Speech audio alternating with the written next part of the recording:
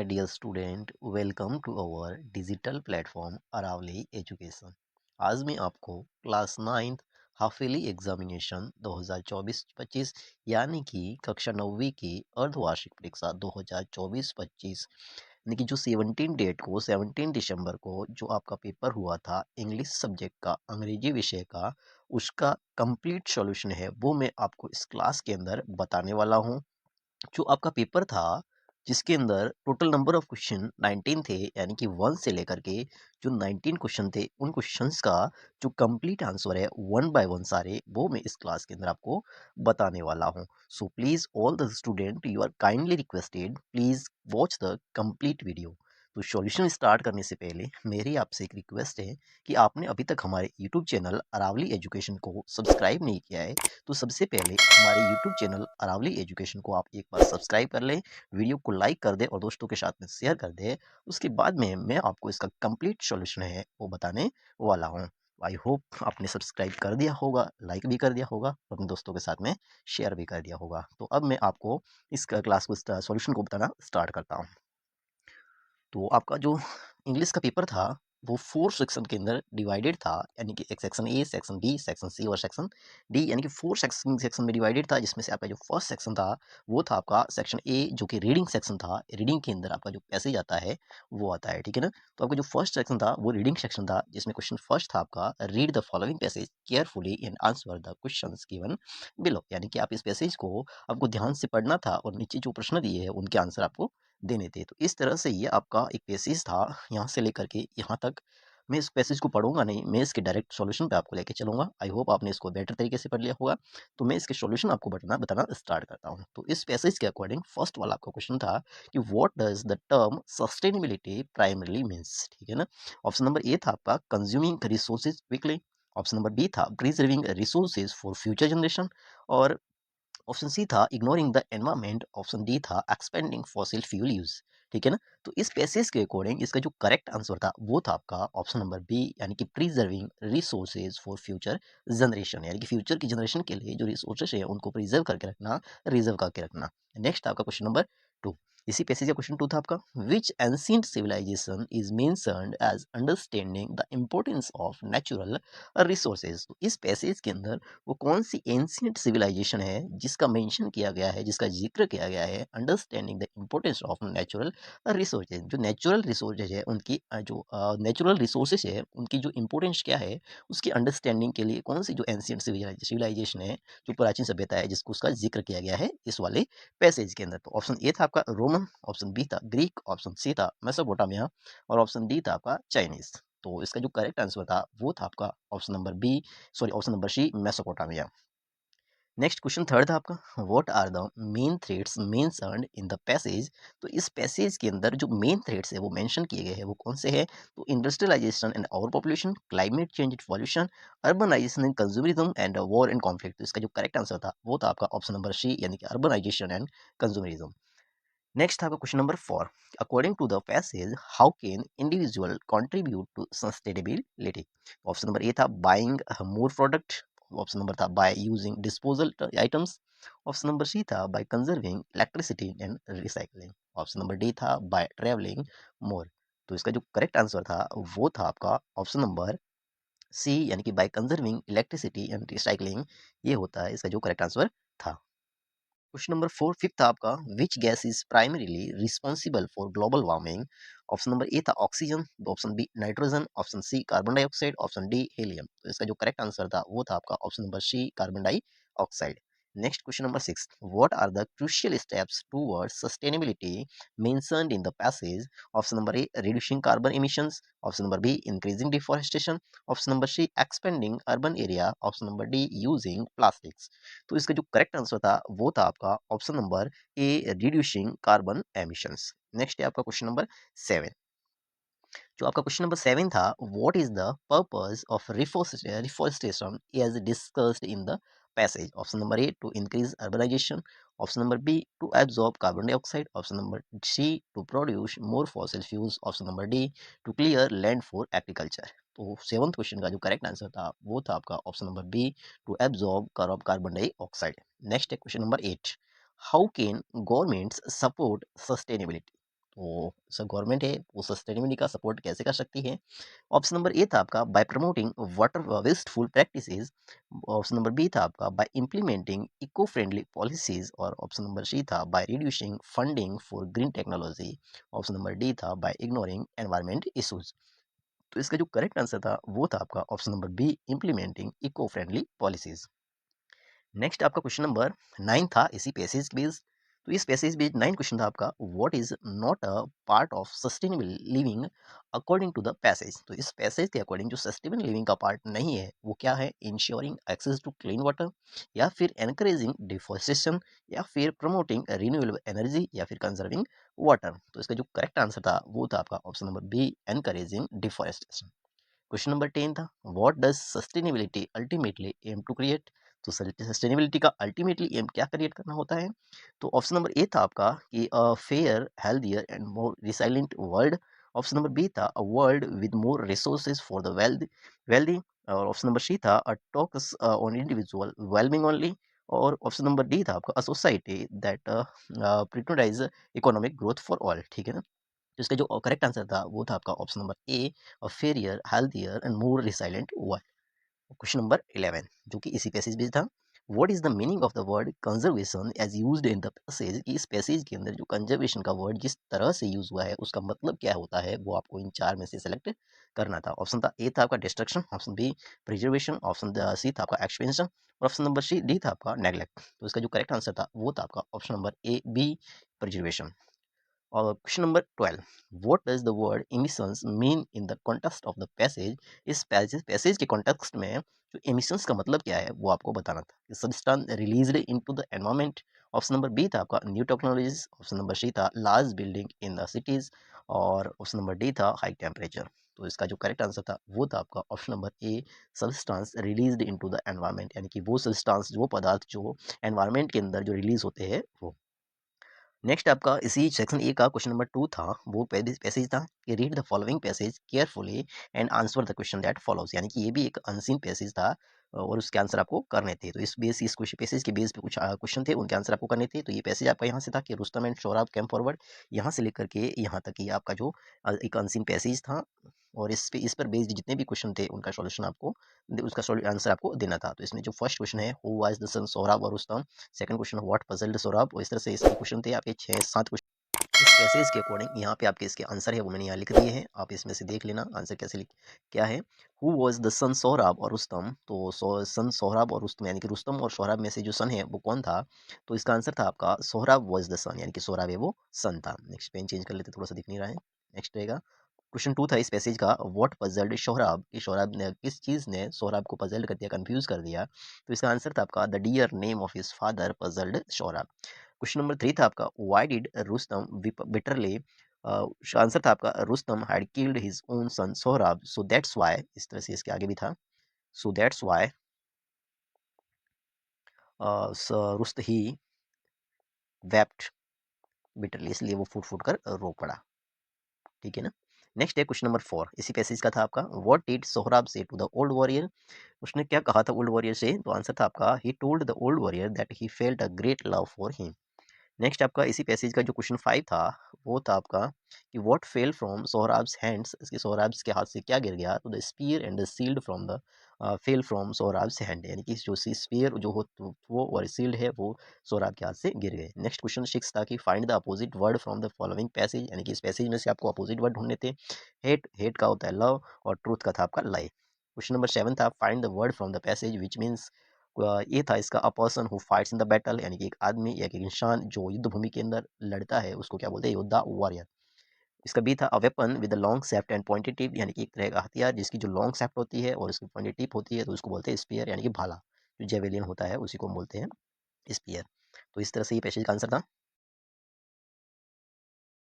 Next आपका section B था जो कि राइटिंग सेक्शन था। राइटिंग सेक्शन में आपको राइटिंग जो करनी थी, इसमें क्वेश्चन 3 था यू आर शिवम या Suman of class 9th write a formal email letter to the principal of your school at a principal gov@gmail.com requesting him her to arrange a computer type test of the interested student, यानी कि जो interest students है उनके लिए जो computer type test है उसको arrange करवाने के लिए आपको प्रिंसिपल सर को एक रिक्वेस्ट, यानी कि एक रिक्वेस्ट के लिए आपको ईमेल लिखना था principal@gov@gmail.com पर आपको शिवम या सुमन मानते हुए। इसी के ऑप्शनल में था आपका you are Riddhi Rohan living in Bikaner, your uncle sent you dictionary as a birthday gift, write a letter him to thank for gift. यानी कि आप रिद्धि या रोहन हैं, बीकानेर के रहने वाले हैं और आपके जो अंकल ने आपको एक डिक्शनरी है एज अ बर्थडे गिफ्ट भेजी है। आपको अपने अंकल को एक थैंक यू लेटर। तो इस तरह से आपको क्वेश्चन नंबर थर्ड के अंदर एक ईमेल लिखना था टू principal@gov@gmail.com। सीसी को ब्लैंक छोड़ना है, बीसीसी को ब्लैंक छोड़ना था। सब्जेक्ट में डालना था आपको for arranging computer type test और उसके बाद आपको लिखना है madam sure pace and precisions in computer type raise in the efficient of the computer user. Every student of our school uses computer, so please arrange a computer type test of the interested students. It will prepare them for a future career too. Thank you, yours obediently Shivam या फिर शिविया सुमन। ये आपका question third था। उसका जो main question था उसका answer था ईमेल राइटिंग का। इसी के ऑप्शनल में आपका एक क्वेश्चन था जिसमें आपको एक लेटर लिखना था अपने अंकल को बर्थडे गिफ्ट के लिए, ठीक है ना। तो वो इस तरह से लिखना था आपका 58 रामनगर बीकानेर 15 मार्च और इसके बाद आपको जो भी है यहाँ पे 2024 जो भी लिखना था आपको, ठीक है ना, डेट जो भी डालनी थी। उसके बाद my dear uncle thanks a lot of for sending dictionary as my birthday gift. I celebrated my birthday by lighting 15 candlesticks. All the friends and relatives were invited. Music, dance, and sometimes the dishes were the attraction. The party ended at 11 p.m. I received many gifts, but the dictionary you had sent is the best. Your precious gift is the most useful to find meanings of difficult words and for learning correct pronunciation. Thanks once again for the lovely gift. With kind regards, your loving nephew Riddhyor Rohan.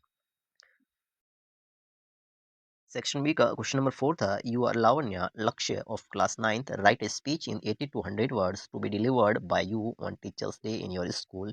You may take help of the following outlines. यानी कि आप लावण्या लक्ष्य है class 9th के, आपको एक speech लिखनी है 80 to 100 वर्ड्स के अंदर जो भी डिलीवर्ड की जाएगी आपके द्वारा ऑन टीचर्स डे, यानी कि टीचर्स डे के दिन एक जो स्पीच है आप डिलीवर करने वाले हो वो स्पीच यहाँ पे आपको प्रिपेयर करनी थी। You may take help the following outlines. आप इन आउटलाइंस का यूज़ भी कर सकते थे, ठीक है ना, जैसे कि पॉटर क्ले पॉट में किस तरह से ये आउटलाइन थी। इन आउटलाइन का यूज़ करते हुए आपको एक स्पीच है वो टीचर्स डे के ऊपर रेडी करनी थी। और इसी क्वेश्चन 4 के ऑप्शनल में था आपका कि यू आर स्वरूप और Sanjay right your views in support of the debate topic heavy load of school bags should be bend. You may use the following outlines. यहाँ पे आपको एक डिबेट टॉपिक है उसके फेवर के अंदर heavy load of school bags should be bend, इसके favour में आपको एक डिबेट है वो राइटिंग करनी थी अपने आप को स्वरूप या फिर संजय मानते हुए। You may use the following outlines. आप इन आउटलाइंस का यूज भी कर सकते थे। The motions parents doctors education issue आ रही है, इस तरह से आपकी जो आउटलाइन थी इस आउटलाइन को यानी कि इसके अंदर जो वर्ड्स है उनकी हेल्पिंग। तो इस तरह से आपको क्वेश्चन 4 के अंदर आपको एक स्पीच रेडी करनी थी टीचर्स डे के ऊपर। तो आपको टाइटल पहले देना है टीचर्स डे, उसके बाद लिखना था respected principal teachers and my dear school friends today I, और उसके बाद में आपका नाम जो भी है Lavanya Lakshya express my views on the teachers day.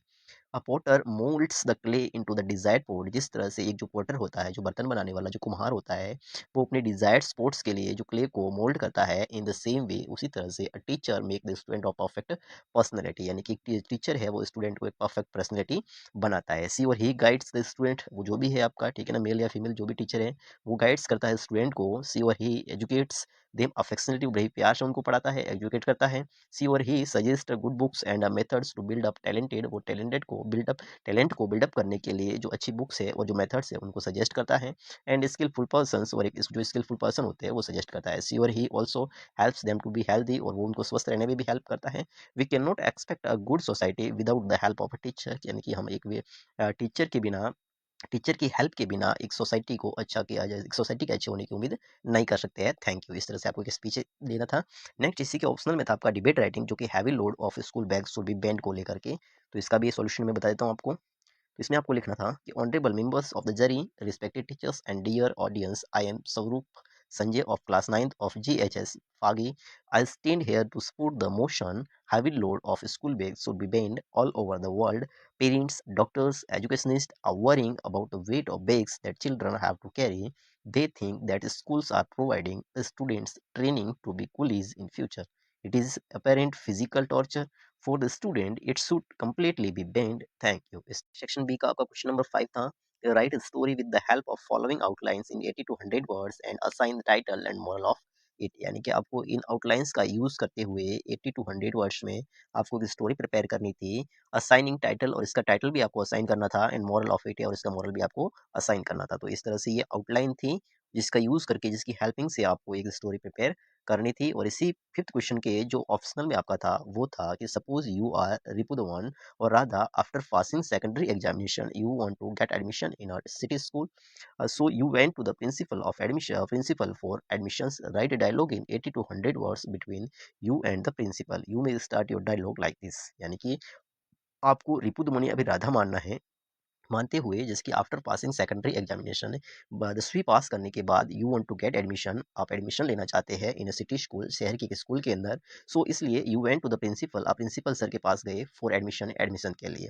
Right a dialogue in 80 to 100 words, आपको 80 टू 100 वर्ड्स के अंदर एक डायलॉग लिखना है बिटवीन यू एंड प्रिंसिपल, आपके और प्रिंसिपल के बीच में क्या बातें हुई उसके बारे में आपको 80 टू 100 वर्ड्स के अंदर एक डायलॉग राइटिंग करनी है. You may start your dialogue like this, और आप अपने डायलॉग को इस तरह से भी स्टार्ट कर सकते हो. Ripudaman may I come in sir, principal yes you may, Ripudaman good morning sir. आगे आपको कंटिन्यू करता हूँ, मैं इसका आंसर बताता हूँ आपको. क्वेश्चन फिफ्थ के आंसर में आपको एक स्टोरी टाइटल करनी थी. फर्स्ट के अंदर a lion and a mouse story का टाइटल था. Once a lion lived in a jungle, one day he was sleeping under a tree, a mouse came there and began to jump on its body. The lion woke up, he caught the mouse, he wanted to kill it. The mouse requested to leave and promised to help him.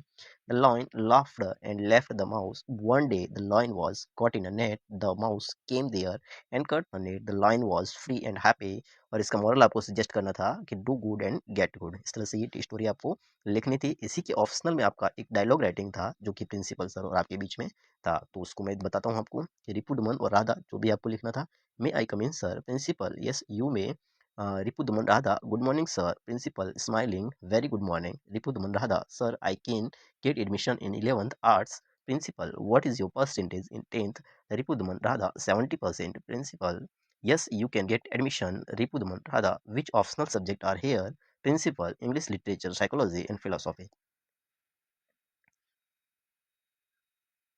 Next आपका Ripudaman Radha please give me an admission form, principal fill it up and deposit the fee, Ripudaman Radha thank you sir, principal you are welcome. यानी कि रिपुदमन और राधा में से आपको एक लिखना था जो भी आप. नेक्स्ट आपका सेक्शन सी था जिसके अंदर सेक्शन सी था जिसमें क्वेश्चन नंबर जो सेक्शन सी था वो आपका ग्रामर बेस्ड था. यानी कि इसमें आपको सारी ग्रामर देखने को मिलेगी. तो इस सेक्शन सी के अंदर आपका क्वेश्चन 6 था कि fill in the blanks with correct form of the verb. यानी कि यहाँ पे आपको correct verb form of the verb भरनी. तो फर्स्ट था आपका Poonam blanks play hockey every weekend. तो इसके अंदर जो एडवर्बियल है वो है एवरी. तो एवरी इसका मतलब है कि सिंपल प्रेजेंट टेंस. तो यहाँ पे लगेगा वर्ब की फर्स्ट फॉर्म के साथ में एस और एस, सिंगुलर सब्जेक्ट है तो वर्ब की फर्स्ट फॉर्म के साथ में एस और एस लगेगा. तो क्या बन जाएगा प्लेज. तो इसके अंदर आएगा आपका प्लेज. क्वेश्चन 2 था a tourist blanks skiing on the snow at this time. यहाँ पे जो एडवर्ब ऑफ टाइम है वो रही आपकी एट दिस टाइम और ये शो करती है प्रेजेंट कंटिन्यूस टेंस को. तो यहाँ पे आपको इजी मार्क प्लस वर्ब की फर्स्ट फॉर्म प्लस आईएनजी का यूज करना था. तो अ टूरिस्ट एक सिंगुलर सब्जेक्ट है इसलिए आपको लग जाएगा इज और उसके बाद में वर्ब की फर्स्ट फॉर्म और वर्ब की फर्स्ट फॉर्म पैरेंथेसिस के अंदर आपको दी हुई है स्कीइंग और उसके साथ में आईएनजी तो ये आ जाएगा स्कीइंग. नेक्स्ट है question third the teacher blanks teach us yesterday. तो यहाँ पे जो एडवर्ब ऑफ टाइम है वो है यस्टरडे और ये शो करती है सिंपल पास्ट टेंस को. सिंपल पास्ट टेंस का मतलब V2. तो टीच की V2 क्या होती है टॉट, TAUGH. नेक्स्ट आपका क्वेश्चन नंबर 7 था fill in the blanks with correct relative pronoun. तो यहाँ पे आपको रिलेटिव प्रोनाउन भरना था. My brother blanks will be 35 next month in is a teacher. तो यहाँ पे हु और हुज में से आपको सेलेक्ट करके भरना था. तो सीधी सी बात है ब्लैंक्स के बाद में वर्ब आइए तो सब्जेक्टिव केस में लगेगा तो हु है, सब्जेक्टिव केस में हु है, पॉजेसिव केस में तो सब्जेक्ट कौन है हु. तो ऑटोमेटिकली आपका आ जाएगा हु. नेक्स्ट सेकंड था this is the house I bought yesterday which home. दोनों में से बनना था. होम पर्सन के लिए आता है, ह्यूमन बीइंग के लिए आपका होम आता है और जो ये आता है वो नॉन लिविंग थिंग के लिए आता है. तो सीधी सी डायरेक्ट आ जाता है आपका विच. कितना इजी था. क्वेश्चन नंबर 8 था fill in the blanks with appropriate determiners. यानी कि आपको ब्लैंक्स भरने थे डिटरमिनर्स का यूज कर करके. तो फर्स्ट आपका राजेंद्र रॉट नॉवेल, सीधी सी सिंपल नाउन है तो इसके साथ में आर्टिकल लग जाएगा आपका नॉवेल ए. ठीक है ना. तो यहाँ पे आ जाएगा ए. तो Rajendra wrote novel. Next second था आपका Ummeed wants to visit blanks Taj Mahal. यहाँ पे आ जाएगा आपका हिस्टोरिकल मॉन्यूमेंट. हिस्टोरिकल मॉन्यूमेंट के आगे लगेगा आपका आर्टिकल द, इसलिए लगेगा द. नेक्स्ट रहेगा question number 9 fill in the blanks with correct preposition. Correct preposition का यूज करके आपको फिल इन द ब्लैंक्स करने थे. तो यहाँ पे रहेगा Yuvraj will go to Manali blanks summer vacation. तो यहाँ पे जब भी सीजन का नाम, विंटर का नाम, वेदर का नाम आएगा तो वहाँ पर यूज होगा आपका इन. तो यहाँ पे आ जाएगा इन. नेक्स्ट आपका नीलम इज कुकिंग फूड अजयवीर. तो अबाउट 4 ऑफ क्या आ जाएगा 4 के लिए. ठीक है। उसके बाद में आपका जो सेक्शन डी था वो था टेक्स्ट बुक बीहाइव का, यानी कि इसमें भी पैसेज था कुछ। तो सेक्शन डी का क्वेश्चन 10 था, read the following passage and answer the question that follows. यहाँ पे एक पैसेज था, उसको आपको रीड करना था और उसके बाद में इसके जो क्वेश्चन है वो उसके आंसर आपको करने थे। तो ये आपका पैसेज था मार्गी इवन रोट, यानी कि ये मार्गी और टॉमी वाला पैसेज, यानी कि आपकी जो बीहाइव का चैप्टर फर्स्ट है द फन दे हैड, वहाँ से आया था। तो इस पैसेज को आपको पढ़ना था और उसके बाद में आपको उसकी जो आंसर है वो द फन दे हैड, ठीक है ना। तो इस चैप्टर से ये बिहेवियर जो फर्स्ट चैप्टर वहाँ से आया था। इस पैसेज के अकॉर्डिंग जो आंसर आपसे जो क्वेश्चन पूछे गए थे, फर्स्ट क्वेश्चन था what was the date of when Margie wrote about a very old book in the diary. तो इसके 10 का जो पैसेज था उसका जो फर्स्ट क्वेश्चन था वो था कि what was the date when Margie wrote about a very old book in her diary. इसका आंसर था the date was 17 May 2157 when Margie wrote about a very old book in her diary. First का answer ये था। Second था आपका what did Tommy find on the that day. तो question इसका answer था आपका Tommy found a real book on that day. Third question था how were the pages of the book. इसका आंसर था the pages of the book were yellow and crinkly. Question four था what was the age of मागी and Tommy. Question इसका answer था मागी was of 11 year and the Tommy was of 13 year. Next इसका fifth question था she said where did you find it, to what does it refer to. तो इसका answer था hair it refers to the old real book. Next question six था आपका find the words from the passage which means. First आपका motion, तो उस motion less तो उसका रहेगा स्टील और लॉफ्ट का रहेगा एटिक। सेक्शन डी का आपका क्वेश्चन 11 था answer any two out of given four question in around 20 to 30 words each, यानी कि आपको चार में से कोई दो आंसर करने थे 20 टू 30 वर्ड्स के अंदर। क्वेश्चन फर्स्ट था had Margie ever seen a book before the fun they had वाला, जो चैप्टर है आपका बिहाई का, वहां से ही क्वेश्चन आया है। सेकंड क्वेश्चन था how old was Evelyn when she went to the Royal Academy of Music, the Sound of Music वाले चैप्टर से आया question. Next who were the people in Kezia's family, the little girl, beehive का जो third chapter है वहां से आया है। क्वेश्चन नंबर फोर्थ आपका Einstein leaving the school in Munich for good, यानी कि आइंस्टाइन ने हमेशा हमेशा के लिए स्कूल को छोड़ दिया था। एक्सप्लेन इट, आपको इसको एक्सप्लेन करना है। अ ट्रूली ब्यूटीफुल माइंड, यानी कि वो आइंस्टाइन वाला चैप्टर है वहां से ये बिहाइव का आया है। नेक्स्ट है आपका क्वेश्चन नंबर 12 था, जो कि 12 के अंदर था answer any one question out of two, यानी कि आपको दो में से किसी एक का आंसर करना था 80 वर्ड्स के अंदर, ठीक है। फर्स्ट आपका find at least two instance the text which tell you that Bismillah Khan loves India and Banaras, ये बिस्मिल्लाह खान वाले चैप्टर से आया है। और सेकंड था in what ways did Kezia's grandmother encourage her to get know her father better, यानी कि लिटिल गर्ल वाला जो केजिया वाला चैप्टर है वहां से आया था। नेक्स्ट है question number 13 answer any one question out of two in around 40 words, यानी कि 40 वर्ड्स के अंदर आपको किसी दो में से किसी एक का आंसर करना था। फर्स्ट क्वेश्चन था व्हाट कैरेक्टरिस्टिक्स डज ही से he inherited from his parents, my childhood वाले चैप्टर से आया था। क्वेश्चन नंबर 2 था what two important in earth shaking decision did the doctor take while he was looking into the mirror, the snake and the mirror वाला जो chapter है वहां से आया था। तो चलो मैं अब इनके जो वन बाय वन सारे आंसर है बताता हूँ। 11 क्वेश्चन था आपका, तो इन 2 आउट ऑफ 4 20 टू 30 वर्ड्स के अंदर था। जिसमें फर्स्ट क्वेश्चन था आपका had Margie ever seen a book, क्या मार्गी ने पहले कभी बुक देखी थी। तो इसका आंसर था नो मार्गी had never seen a book before, यानी कि नहीं मार्गी ने पहले कभी बुक नहीं देखी थी। क्वेश्चन नंबर 2 था how old was Evelyn, Evelyn है वो कितने साल की थी when she went to the Royal Academy of Music, जब वो रॉयल एकेडमी ऑफ म्यूजिक गई। तो इसका आंसर था Evelyn was only 17 year old when she went to the Royal Academy of Music. तो एवलिन है वो मात्र 17 वर्ष की थी जब वो रॉयल एकेडमी म्यूजिक गई। क्वेश्चन थर्ड था आपका what was the age of Margie and Tommy. तो इसका आंसर था आपका मार्गी वाज ऑफ 11 ईयर ओल्ड, मार्गी है वो 11 साल की थी and Tommy was of 13 year old, Tommy है वो आपका 13 साल का था। नेक्स्ट इसका क्वेश्चन फोर था कि Einstein leaving the school in Munich for good, Einstein ने स्कूल को म्यूनिक के अंदर स्कूल को हमेशा के लिए छोड़ दिया। एक्सप्लेन इट, इसको एक्सप्लेन करना था। तो Einstein left the school in Munich for good, Einstein ने म्यूनिक में हमेशा के लिए स्कूल छोड़ दिया बिकॉज क्योंकि ही हेटेड द स्कूल रेजिमेंटेशन, क्योंकि वो स्कूल के जो रेजिमेंटेशन था जो उसका डिसिप्लिन था उसको नफरत करते थे उससे, and often class with his teachers, और हमेशा उनके टीचर्स के साथ उनकी क्लास जो हो जाती थी। नेक्स्ट आपका क्वेश्चन जो 12 था उसका जो आंसर था वो था आपका any one out of two, ये दो में से किसी एक को करना था 80 वर्ड्स के अंदर। जिसमें फर्स्ट क्वेश्चन था find at least two instance in the text which tell you that Bismillah Khan loves in India and Banaras, यानी कि आपको दो इंस्टेंस से दो उदाहरण बताने थे टेक्स्ट में से पार्ट में से विच टेल यू जो आपको बताते हैं Bismillah Khan loves India and Banaras, कि बिस्मिल्लाह खान है वो इंडिया और बनारस से प्रेम करते हैं। तो इसका जो आंसर था Bismillah Khan loved India and Banaras very much, जो बिस्मिल्लाह खान है वो इंडिया और बनारस से बहुत ज़्यादा प्रेम करते थे। When the partition took place, जब विभाजन हुआ, he didn't move to Pakistan, वो पाकिस्तान नहीं गए। he even refused to head a Chennai school in USA। तो इन दोनों इंसिडेंट से पता चल रहा है कि जो बिस्मिल्लाह खान है वो इंडिया और बनारस से बहुत ज़्यादा प्रेम करते थे। क्वेश्चन 2 था in what ways did Kezia's grandmother encourage her to get to know her father better, यानी कि किन तरीकों से जो केजिया की जो ग्रैंड मदर है वो केजिया को एनकरेज करती है to get to know her father better, अपने पिता को और अच्छे से जानने के लिए, बेहतरी तरीके से जानने के लिए उनको किन किन तरीकों से वो एनकरेज करती हैं। तो इसका आंसर था आपका कि केजिया's ग्रैंडमदर एनकरेज्ड हर, कि केजिया की ग्रैंडमदर है वो उसको एनकरेज करती है to get to know her father better, अपने पिता को बेहतरीन ढंग से जानने के लिए इन द फॉलोइंग वेज, इन तरीकों से। ऑन संडे आफ्टरनून्स, कि संडे की आफ्टरनून्स को grandmother sent her to down to the drawing room, जो ग्रैंडमदर है वो केजिया को नीचे ड्राइंग रूम में भेज दिया करती है to have a nice talk with father and mother, अपने फादर और मदर के साथ में अच्छी अच्छी बातें करने के लिए इस तरह से वो इनको उसको एनकरेज करती है। नेक्स्ट आपका क्वेश्चन नंबर 13 था कि any one out of two in 40 words, यानी कि क्वेश्चन नंबर 30 के अंदर आपको कोई एक करना था आउट ऑफ टू के में से, और आपको 40 वर्ड्स में इसका आंसर करना था। तो इसका जो फर्स्ट था, व्हाट कैरेक्टरिस्टिक्स डज ही से ही इनहेरिटेड फ्रॉम हिज पेरेंट्स, यानी कि वो कौन सी कैरेक्टरिस्टिक्स है वो जो उसे कहता है कि उन्होंने उसे पेरेंट्स से इनहेरिट करी थी। ही सेज दैट, वह कहते हैं inherited honesty and self discipline, ये डॉक्टर अब्दुल कलाम वाला जो चैप्टर है माय चाइल्डहुड वहाँ से आया था। तो he says that he inherited honesty and self discipline from his father, की वो कहते हैं कि उन्होंने ईमानदारी और जो सेल्फ आत्मविश्वास है वो उन्होंने अपने पिता से इनहेरिट किया है। ही फर्दर शेज, और आगे वो कहते हैं he inherited faith in goodness, goodness की उन्होंने अच्छाई के अंदर जो विश्वास है वो, एंड द डीप काइंडनेस, और जो गहरी दयालुता है वो इनहेरिट करी है फ्रॉम हिज मदर।